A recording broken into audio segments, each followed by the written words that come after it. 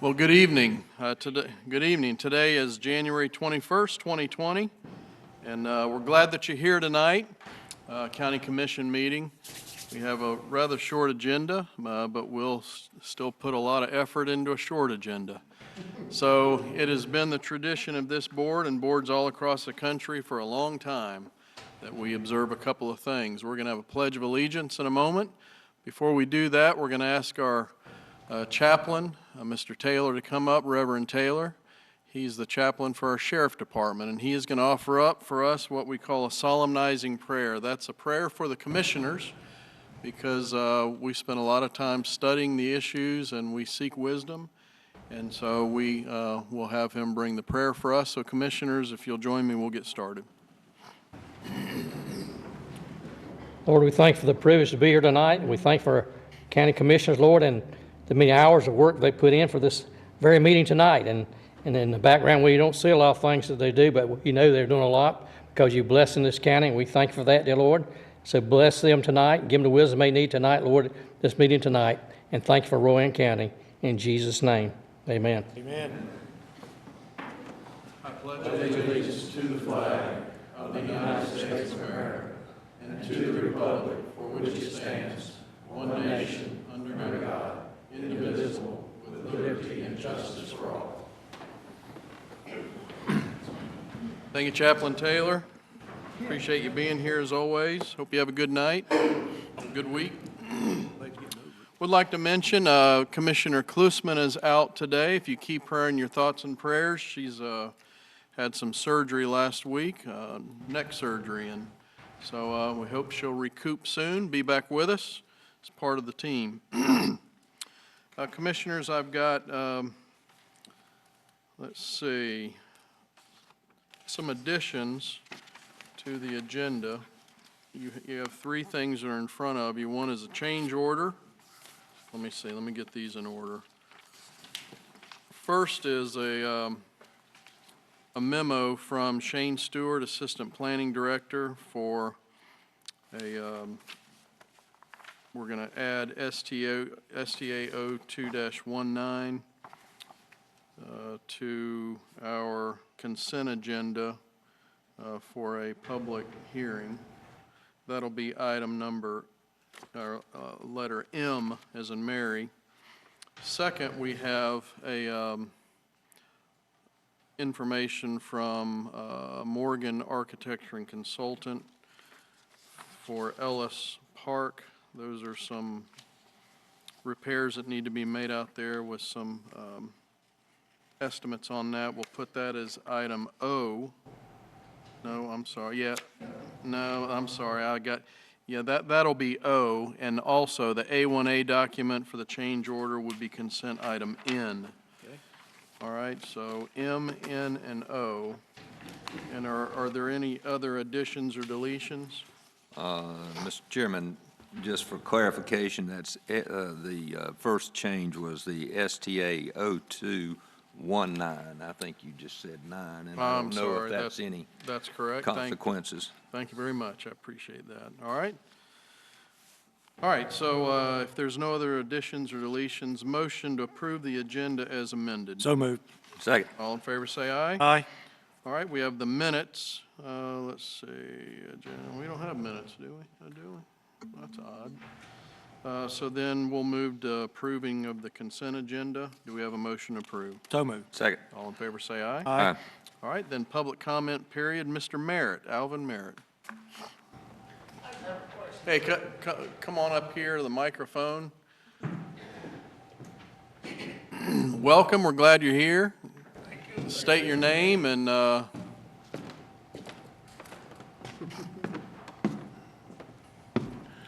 My name is Alvin Merritt. I live on West Ridge Road off Woodleaf. And I really don't have a speech, I just have more of a question. I'm legally handicapped. I can't walk long distance. So every now and then I get financial trouble where right now I have no registered vehicle. The battery of my motorcycle is dead. So I have a power chair. So I chose to ride that, was gonna go to Food Line right there at Statesville and Jake. And I've been stopped twice by the sheriffs. about riding in the street. It's a power chair. We don't have sidewalks. Rita, the county bus system, they only service my area on Tuesdays, and of course, city bus doesn't even come out there at all. So I'm wondering, is there anything that illegal about me riding my power chair in the street, or? So I don't know if you got that question. He lives out Ridge Road and he's riding a power chair, man, all the way to Food Lion? Mercy. And he's gotten pulled over a couple of times by the sheriff department about riding in the street, which there's some statute and state laws that have to do with being on the road. You have to have a licensed vehicle. It has to meet certain standards, turn signals, lights, brake lights, and all that. So, yeah, so that, our sheriff is back there, and so, he's the handsome guy back in the left-hand corner. Now, he's never been called that before and possibly never again, so give him a few minutes to bask in that, and then, maybe y'all could step out in the hall and he could work with you, okay? All right. All right. Thank And you. you said that you couldn't ride the Rita bus? Well, they only service my area on Tuesdays. That's the only time they come through there? That's why I used to drive from when I first started, and quit. They told me the only time they come to my area was on Tuesdays. So, Well, Did you- I'm not familiar with did the you and say- of course, they don't run on the weekends either. Did you say you have a motorcycle? Yes. Is it a scooter or motorcycle? That's a motorcycle. But the time the battery was dead because I don't ride that much. I'll tell you what, if you'll give your information to the sheriff, we'll get you a battery for your motorcycle. And I'm get good to you- go now. All right. It's all charged up. Oh, is it, you're good now? Yeah, in fact, it's out there now. Well, yeah, if we can help you, let us know, okay? Okay, All right. thank you. You're welcome. All right, that's all we had for public comment.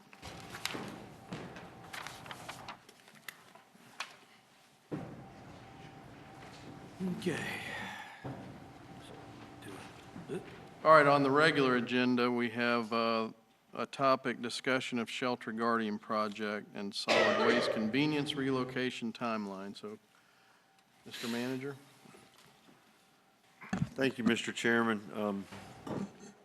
This has been in the works for some time. Caleb, if you don't mind to go ahead and kind of make your way up while I'm introducing the topic. So where we find ourselves today, pending one signature to get the covenants amended. We still have to have that done, but assuming that's done in a timely fashion, we will be ready with the engineer's assistance to go out for bid for the new road and convenience site across from the fairgrounds. And when that happens, it could take, approximately 9 months from the date the bid's awarded to the construction. At the same time, we have shelter guardians who have worked hard in the community, and we appreciate all their hard work and their diligence. They've raised quite a bit of money, and they plan to build for the county an addition. However, it's not going to be attached directly, but a new animal shelter just for the housing of dogs. As you know, we have the cat wing, which houses cats. And within there lies some of the problem. It's not a big problem, it's just a small problem, because where they intend to build the new animal shelter and where the county has agreed for it to go is where the current convenient site is. So they according to them, as I understand it, are ready to proceed. There's a few loose ends they need to get tied up, but they're close to getting ready to proceed. And the issue is if they proceed in the next month to 2 months, as we proceed, then there will not be a place for the recycling center or convenience site with recycling a recycling component to operate at that location. So you have there's two main options. I can't remember the order they are on the agenda. Let's see. One is to go ahead and start construction for the new road and the new convenience site, which is just going to be, a baseball throw down the road where the new site's going to be, and leave the current convenience site in operation. And there won't be any disturbance in services provided to the citizens. The issue with that is it delays the construction of the new animal shelter. And as history shows us, unless we run into a recession in the next 2 or 3 months, as time goes on, prices go up. So, the cost of the building could potentially go up for the new animal shelter. So that's one option. The issue with that option is the cost goes up and there's a substantial delay in the construction of the new animal shelter. A second option is to close the current solid waste convenience center during the construction of the new solid waste convenience center and new road for approximately 9 months. That it could be longer than that, and start the construction of the new one, the new solid waste convenience center, and start the construction of the new animal shelter at the same time. And in the end, you'll have a nice new road, a new and improved convenient solid waste convenience center, and Caleb has a plan that he can share with you tonight on extending the hours at other convenient centers to somewhat to assist in the service reduction of the current site being open. He also has, do you have it on you, if we could start out with just a map? Sure. You said it earlier, we have a map of where they're all at. And so, the one that I'm referring to being closed is the Julian Road site, which is also one of our most busiest sites. And, this map also speaks to, we've also, if you kind of look to the left of the Julian Road site where you see China Grove and Landis, we're continuing to work to try to locate a site in that area because it is underserved compared to the rest of the county. So with this map, you can see where the sites are, and Julian is, kind of right in the middle of the county, and it's the most frequented site. Also, before you start, Caleb, let's talk to the commissioner today about a site in Spencer. Have you done any additional research on that, or did you learn anything besides the last time we spoke? I don't know where that site was located. It's been more than a decade ago, I'm sure. And 20 I years. thought I found it, but I don't know that I found it on GIS after speaking to somebody previously, so we're still looking at that. But we can talk about that opportunity later. But if you don't mind at this time, Caleb, to share the solution you have came up with in the event that the commissioners decide to go with option 2. Certainly. So again, the Julian Road Convenience Center, as you see, is in the center of the county. We have chosen 4 of our other centers to extend hours of operation, days and hours.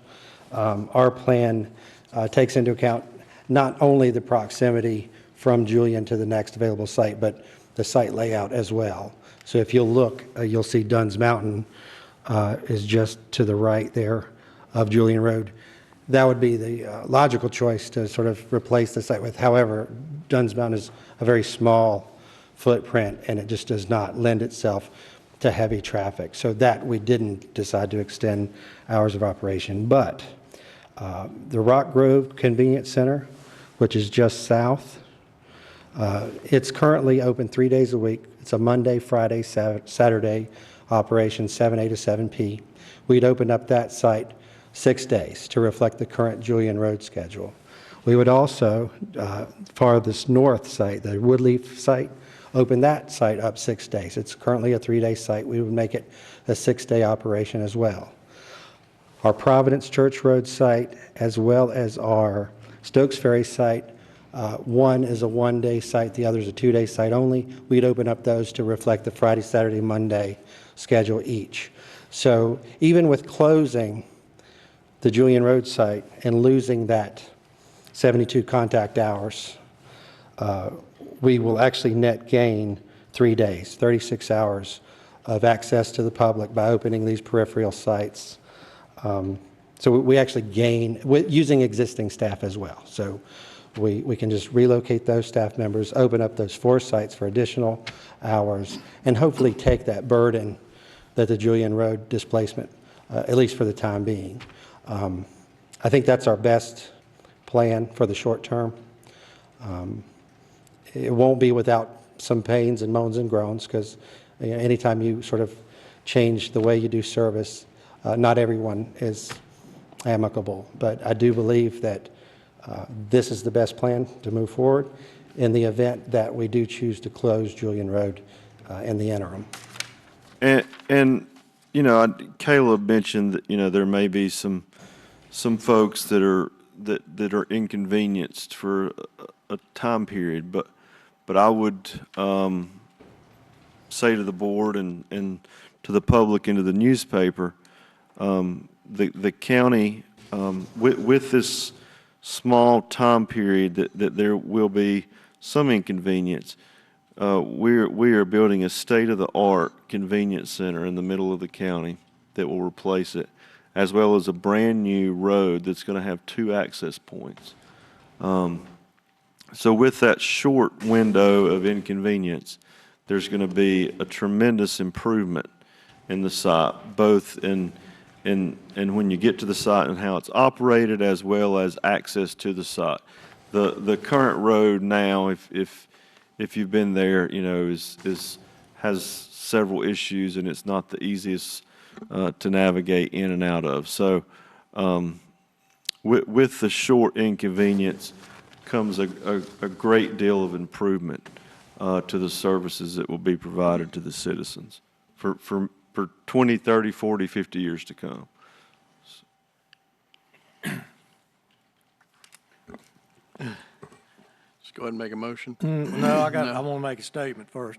Caleb, I'll be happy to take you to that convenience center in Spencer. I used to go there when I lived in Spencer. Sure. It's very easy to find. It's right on Highway 29 before you cross the river. I think it was an old way station for DOT at one time. There were some structures there. It's already fenced and closed, and like I said, it was a very active center for quite some time. And I'm not so sure that we might not even want to explore making it a permanent center, since once Chewy gets finished out there, you're going to see a large influx of residents coming to the northern end of the county, and that may be something that you can look at and see if you want to make a recommendation. But if you'd like to get with me sometime tomorrow, I'll be glad to take you out there and show it to you. Certainly, we'll do that. Okay, great. You can go too, Aaron. Okay. Caleb, so was there, any thought about just having a temporary site near there? Is it just cost prohibitive? Is it Sure. zoning issues? So being that that's a 6-day operation, 7A to 7P, high volume, you really need proper infrastructure, such as the retaining walls where folks can back up their trucks and offload. A temporary site would just be ground level cans. It would not be serviceable for that volume of folks. I think really the plan that we have discussed, just extending those alternative sites, is really our best solution. But we did explore that opportunity. Is there, when folks go to these sites, is there any way for you guys to capture data of where they're coming from? How do you do that? Or So we don't. Our customers are typically repeat customers, and our site attendants can speak, they sort of befriend these folks, and most of our folks are in county. When we get to the sort of sites that are closer to the edges of our county, I would say we do get some folks out of county that might sort of game the system and use our sites.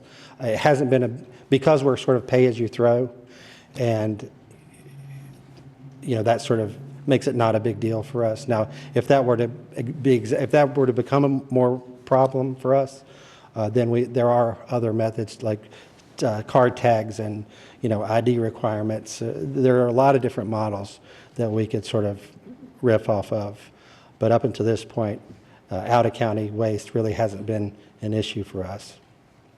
Well, not really as much out of county. It's just that so there's no real way to tell where all these people are going to this convenience center. Sure, like where do the Julian Road folks Esther, come yeah, from? Right. I would say that we get a lot of Salisbury-centric customers out there, but we are also getting them from the unincorporated. But you draw a circle around these sites, and you're going to pull from a relative distance based on where the next site is. So, And so if I'm not mistaken, you said this was the busiest one or the most yes, volume? yes. So this is I would consider it our flagship site. It's, again, open 6 days a week, 7A to 7P. Most of our other sites are 3-day operations at this point. Is that because of its location to the population center? Is I would the reason think it's the busiest? that the city of Salisbury makes a difference, and the dense population on the periphery, the county population. And the hours, I mean, Yeah, if you open 6 days a week, you're going to be yeah, I busy. mean, it's, And we're right on the interstate, so. Caleb, could I ask you, how long do you think it would take you to relocate the equipment in containers that are currently at Julian Road?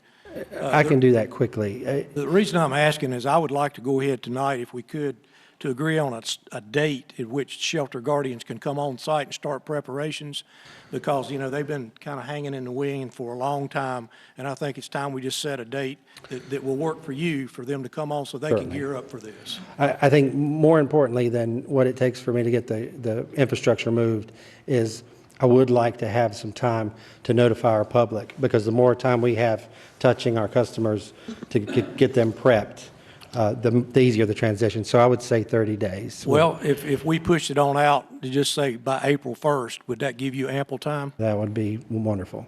Yeah. I'd like to make a motion, Mr. Chairman. I'd like to make a motion to accept Plan 2, which would move the convenience center and extend the hours at the other convenience centers, and give Shelter Guardians a date to start construction of April 1st. All right, good. It's a motion. We have a second. Second. Any other discussion? All right, all in favor, say aye. Aye. Any opposed? Caleb, thank you. Thank you. Appreciate it. Motion to Is there adjourn. anything else? Make a motion to adjourn. All right, motion. We have a motion. Second. Second. All in favor, say aye. Aye. Any opposed?